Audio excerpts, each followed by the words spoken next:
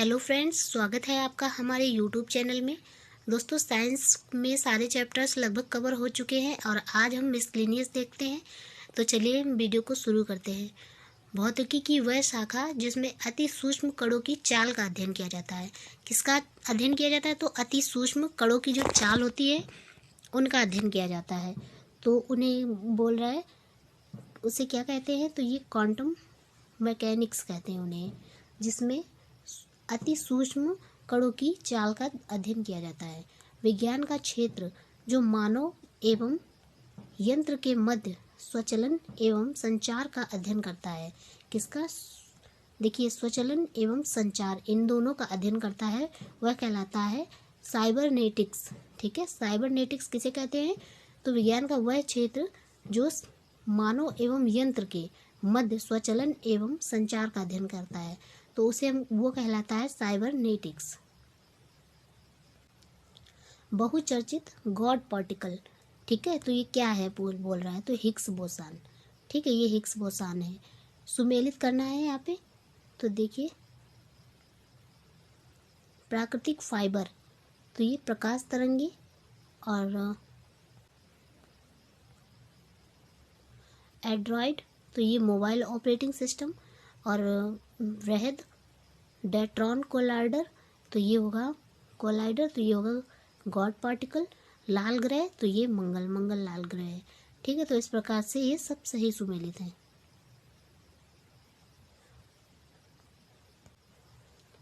Android चल दूरभाष प्रचालन, ठीक है, एंड्रॉयड चल दूरभाष प्रचालन पद्धति 6.0 का नाम है तो मार्स मैलो। ठीक है, मार्स मैलो इसका नाम है।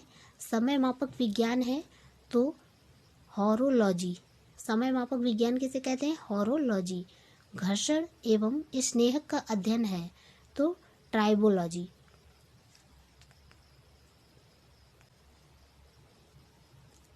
वायुयान के विशेष रबर के टायरों को थोड़ा सुचालक बनाया जाता है।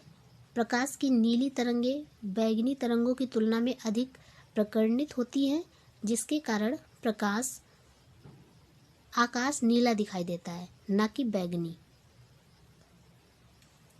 गीले बालों में घुमाया हुआ कंघा कागज के छोटे टुकड़े को आकर्षित नहीं करता है।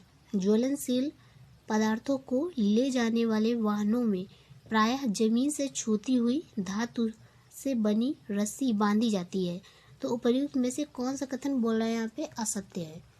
ठीक है, असत्य बोल रहा है, यानी कि सही नहीं है। तो यहाँ पे बी नंबर आपका सही नहीं है। बी नंबर सही नहीं है, बाकी सारे सही हैं। चलिए आगे बढ़ते हैं।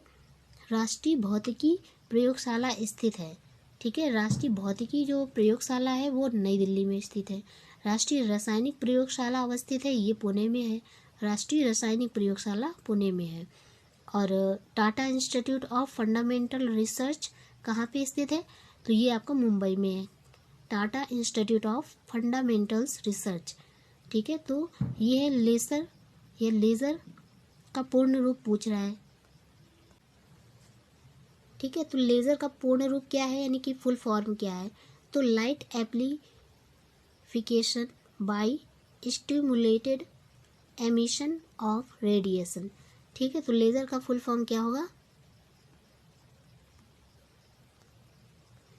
ये होगा light amplification bye stimulated emission of radiation. ठीक है, तो लेज़र अगर पूछा जाए लेज़र क्या है, तो लेज़र एक युक्ति है जिसके द्वारा उत्पन्न किया जाता है। क्या उत्पन्न किया जाता है? तो उद्दीपित विकिरण। ठीक है, उद्दीपित विकिरण को उत्पन्न किया जाता है। विश्व की सबसे ऊंचाई पर स्थित दूरबीनी वेधशाला है।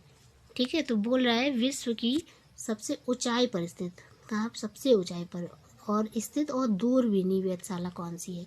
तो चिली में है आपकी यूनिवर्सिटी ऑफ टोक्यो अटाकामा वेधशाला। ठीक है, चिली में स्थित है आपकी यूनिवर्सिटी ऑफ टोक्यो अटाकामा वेधशाला। ठीक है, चलिए आगे बढ़ते हैं। चंद्रा एक्सरे दूरबीन का नाम रखा गया है, तो ये रखा गया है सुब्रमण्यम चंद्रशेखर के सम्मान में। सुब्रमण्यम चंद्रशेखर के सम्मान में। अंतरिक्ष में जाने वाला प्रथम अंतरिक्ष यात्री कौन था? तो यूरी गॉगरिन। विश्व की सबसे पहली महिला, ठीक है, विश्व की सबसे पहली महिला अंतरिक्ष यात्री है, तो ये है आपकी वेलेंटीना टेरेस्कोवा। ठीक है, वेलेंटीना टेरेस्कोवा जो है विश्व की पहली महिला अंतरिक्ष यात्री है। ठीक है, तो बोल रहे चंद्रमा क्या है। चंद्रमा सबसे पहले आपको पता होना चाहिए कि चंद्रमा है क्या। तो चंद्रमा हमारा उपग्रह है, पृथ्वी का एकमात्र उपग्रह है चंद्रमा। ठीक है, तो nuclear reactor time bomb, nuclear reactor time bomb का लेखक कौन है? तो ये है तकाशी हिरोज। तकाशी हिरोज जो है ये न्यूक्लियर रिएक्टर टाइम बम का के लेखक हैं। तो चलिए यहाँ पे सुमेलित करते हैं। रिवॉल्वर, रिवॉल्वर किससे संबंधित है? तो ये है सैमुअल कोल्ट से। ठीक है, डायनामाइट ये है अल्फ्रेड नोबेल। शीतलता, शीतलता के लिए तो ये है न्यूटन का नियम है। दाब का नियम तो ये पास्कल से संबंधित है। ठीक है, चलिए आगे बढ़ते हैं। वह युग्म जो साधारण टॉर्च सेल के टर्मिनलों को बनाता है। ठीक है, तो ये जिंक कार्बन है। GIF का आशय है, तो ये है G से मतलब है यहाँ पे ग्राफिकल, I से मतलब है इंटरचेंज और F से मतलब है फॉर्मेट, यानी ग्राफिकल इंटरचेंज फॉर्मेट। तो GIF का आशय ग्राफिकल इंटरचेंज फॉर्मेट से है। GPS प्रयुक्त होता है, तो ये है ग्लोबल पोजीशनिंग सिस्टम के लिए। ठीक है, ग्लोबल पोजीशनिंग सिस्टम के लिए है। GPS तकनीक का उपयोग हो सकता है। ठीक है, तो ये किसके लिए हो सकता है GPS तकनीक का उपयोग? तो ये मोबाइल फोन प्रचालन,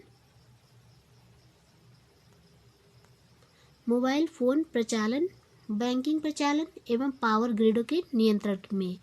तो इसमें GPS का तकनीक का प्रयोग होता है मोबाइल फोन प्रचालन और बैंकिंग प्रचालन में तथा पावर ग्रिडों के नियंत्रण में। तो यहाँ पे बोल रहा है ATM से क्या तात्पर्य है? तो ये तो ऑटोमेटेड टेलर मशीन है, automated teller machine. Shyam weaver क्या है? तो चलिए जानते हैं श्याम वीवर क्या है। तो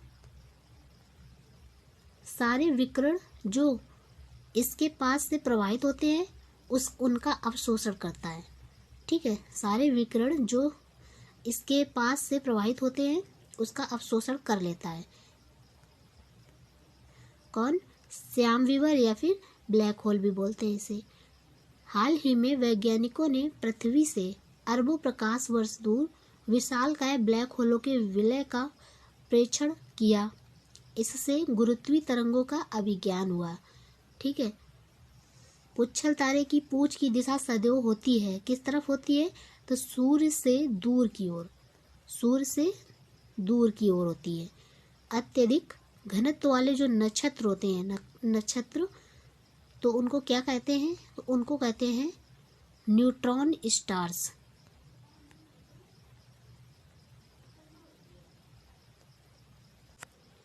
भारत की संपूर्ण ऊर्जा उत्पादन में नाभिकीय ऊर्जा का कितना प्रतिशत है? तो नाभिकीय ऊर्जा का प्रतिशत है लगभग 1.8%। ये आपका नाभिकीय ऊर्जा का प्रतिशत है भारत में संपूर्ण ऊर्जा उत्पादन में 1.8%। 21वीं शताब्दी की वह तकनीक युक्ति जो लघु रूपण में कमाल कर सकती है। ठीक है, तो ये कौन सी तकनीक है जो 21वीं शताब्दी की जो लघु रूपण में कमाल कर सकती है? तो ये है आपकी नैनो तकनीक। ठीक है, नैनो तकनीक। नैनो कण का आकार कितना होता है? ठीक है, तो ये होता है 1 nm से 100 nm के बीच।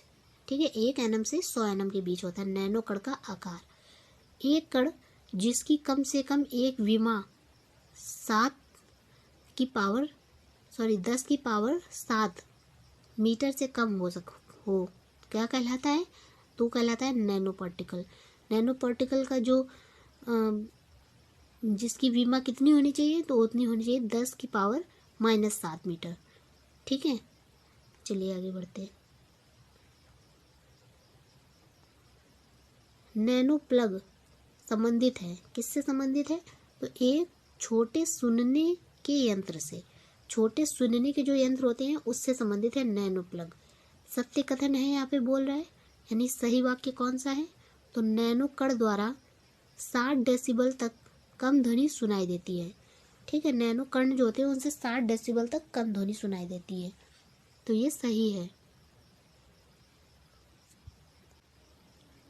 नैनो टेक्नोलॉजी शब्द का प्रयोग किया जाता है। ठीक है, सुनिए, नैनो टेक्नोलॉजी का शब्द का जो प्रयोग है वो किसके लिए किया जाता है? तो नोरियो टानीगुची ने सर्वप्रथम वर्ष 1974 में किया था। ठीक है, वर्ष 1974 में नोरियो टानीगुची, ठीक है, नोरियो टानीगुची ने सर्वप्रथम 1974 में नैनो टेक्नोलॉजी शब्द का प्रयोग किया था। ठीक है, अब चलिए नैनो टेक्नोलॉजी शब्द के बारे में कुछ वाक्य लिखे हुए, चलिए इनको पढ़ते हैं। नैनो टेक्नोलॉजी के द्वारा लक्ष्य युक्त औषधि प्रदान करना, टारगेटेड ड्रग डिलीवरी संभव कर दिया गया है। नैनो टेक्नोलॉजी जीन उपचार, जिसे जीन थेरेपी के नाम से भी जानते हैं, में एक बड़ा योगदान दे सकती है। तो स्वास्थ्य क्षेत्र में बोल रहा है नैनो टेक्नोलॉजी के उपयोग के संदर्भ में उपयुक्त में से कौन सा वाक्य यहाँ पे सही होगा? ठीक है, तो पहला और दूसरा ये दोनों वाक्य यहाँ पे सही हो जाएंगे।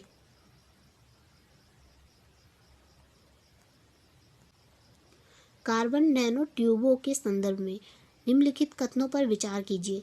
ठीक है, तो इनको, पहला वाक्य है यहाँ पे हमारा, इनको मानव शरीर में औषधियों और प्रतिजनों के वाहकों के रूप में प्रयुक्त किया जा सकता है।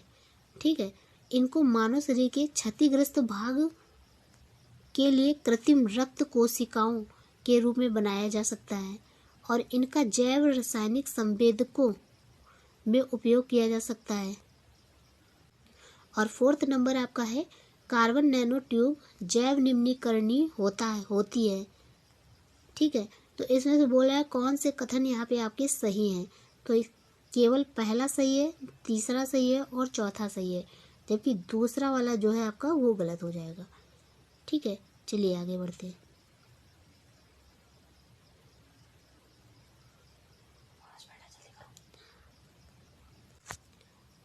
एरोसोल, ठीक है, एरोसोल, 3D नेटवर्किंग, आणविक विनिर्माण और लक्षित दवाएं।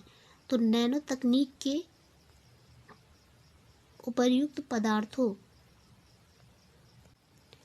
ठीक है, तो नैनो तकनीक के उपर्युक्त उत्पादों उदाहरणों का नैनो तकनीक की 4 पीढ़ियों के बढ़ते क्रम में व्यवस्थित रूप से बताना है आपको। ठीक है, तो पहले में पहला नंबर हो जाएगा ए, यानी कि एरोसोल, फिर हो जाएगा लक्षित दवाएं, फिर हो जाएगा 3D नेटवर्किंग, फिर हो जाएगा आणविक विनिर्माण। ठीक है, इस प्रकार से आपका ADBC हो जाएगा, ADBC, AD और BC, ये आपका सही हो जाएगा। चलिए आगे बढ़ते हैं। नीचे 2 वाक्यांश लिख दिए गए हैं, जिसमें से पहला है आपका कथन और कथन ए और दूसरा है कारण आर। चलिए इनको पढ़ते हैं। अंतरिक्ष में मोमबत्ती जलाने पर ज्वाला उत्पन्न नहीं होती। ठीक है, बोल रहा है जब अंतरिक्ष में मोमबत्ती जलाते हैं तो उसमें ज्वाला उत्पन्न नहीं होती है। कारण बता रहा है ज्वाला का अस्तित्व गुरुत्वाकर्षण के कारण होता है। तो यहाँ पे पहला आपका कथन और कारण दोनों सही है और इसकी व्याख्या भी या स्पष्टीकरण एकदम सही है। भारहीनता की अवस्था में एक मोमबत्ती की ज्वाला का आकार हो जाएगा, कैसा हो जाएगा? तो गोलाकार हो जाएगा। भारहीनता की अवस्था में अगर एक मोमबत्ती की ज्वाला का जो आकार है वो कैसा हो जाएगा? तो वो गोलाकार का हो जाएगा। ठीक है, एनरॉन शक्ति परियोजना का स्थल है? तो डाबोल। ठीक है, डाबोल में एनरॉल शक्ति परियोजना का स्थल है। हाइड्रोकार्बन विजन 2025 किससे संबंधित है? हाइड्रोकार्बन विजन 2025 किससे संबंधित है? तो ये पेट्रोलियम उत्पाद के संरक्षण से संबंधित है। पेट्रोलियम उत्पाद के संरक्षण से संबंधित है हाइड्रोकार्बन विजन 2025। निम्नलिखित कथनों पर विचार करना है। ठीक है, यहाँ पे भी कथन ए कथन का और कारण का है। ठीक है, तो चलिए इनको पढ़ते हैं।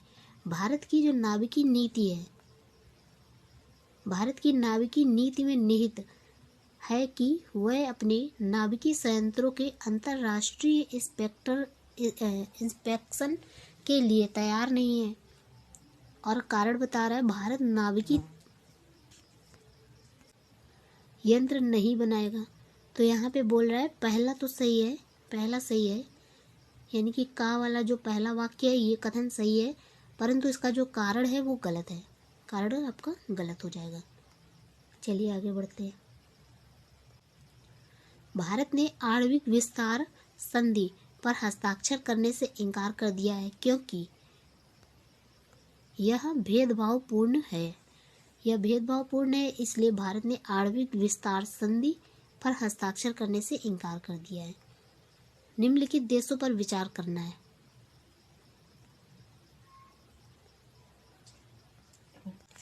निम्नलिखित देशों पर विचार कीजिए। ठीक है, यहाँ पे चीन और फ्रांस, भारत, इजराइल, पाकिस्तान दिया गया है। तो उपर्युक्त में से वह जो परमाणु शास्त्रों के अप्रसार ठीक है विषयक संधि यानी कि treaty on the non proliferation of nuclear weapons, जिसे सामान्यतः परमाणु अप्रसार संधि nuclear non proliferation treaty NPT के नाम से जाना जाता है, की मान्यता के अनुसार परमाणु शस्त्र संपन्न राज्य न्यूक्लियर वेपन्स स्टेट हैं। ठीक है, तो इसमें से कौन से हैं न्यूक्लियर वेपन्स स्टेट? तो यहाँ पे पहला यानी कि चीन,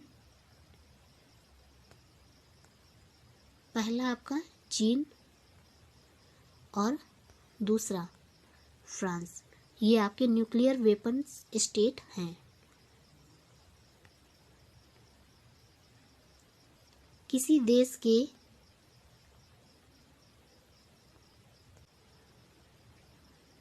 नाभिकीय पूर्तिकर्ता समूह के सदस्य बनने का परिणाम है। ठीक है, किसी देश के नाभिकीय पूर्तिकर्ता समूह के सदस्य बनने का जो परिणाम है वो क्या है?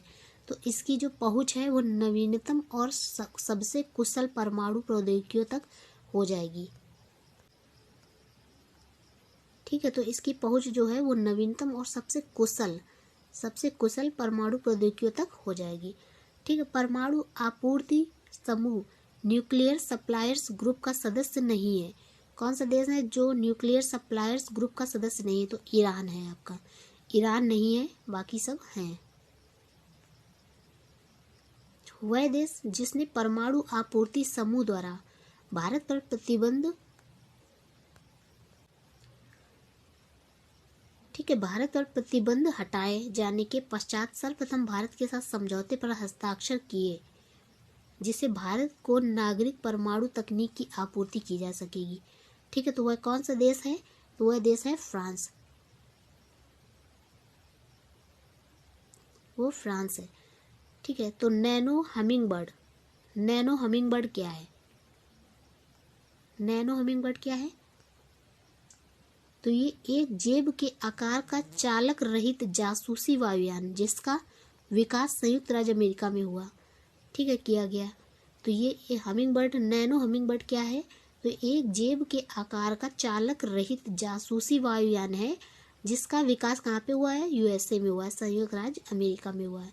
भारतीय विज्ञान कांग्रेस 2001 की विषय वस्तु थी। तो ये है खाद्य पोषण और पर्यावरण सुरक्षा। CSIR का ग्रामीण विकास के लिए विज्ञान और प्रौद्योगिकी नवाचार पुरस्कार 2006 मिला। ठीक है, तो CLIR CLIR CLIR को मिल गया। ठीक है, DST और CSIR और ICSSR तथा DAE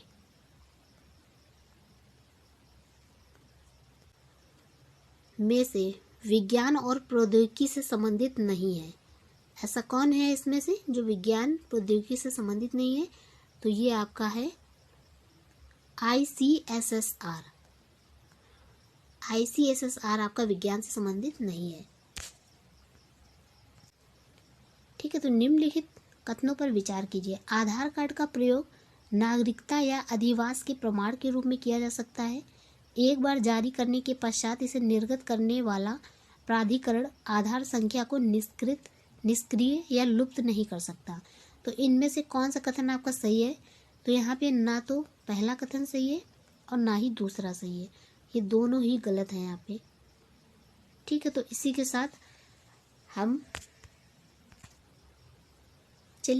साथ हम वीडियो को समाप्त करते हैं। और यदि आप चैनल पे नए हैं तो चैनल को सब्सक्राइब कर लीजिए। और अगर आपको साइंस की पूरी सीरीज़ देखनी है तो आप प्लेलिस्ट में जाकर साइंस के सभी वीडियोस देख सकते हैं। अभी मिसलेनियस का एक पार्ट और आएगा, उसके बाद हम केमिस्ट्री स्टार्ट करेंगे। तो चलते हैं, तब तक के लिए जय हिंद।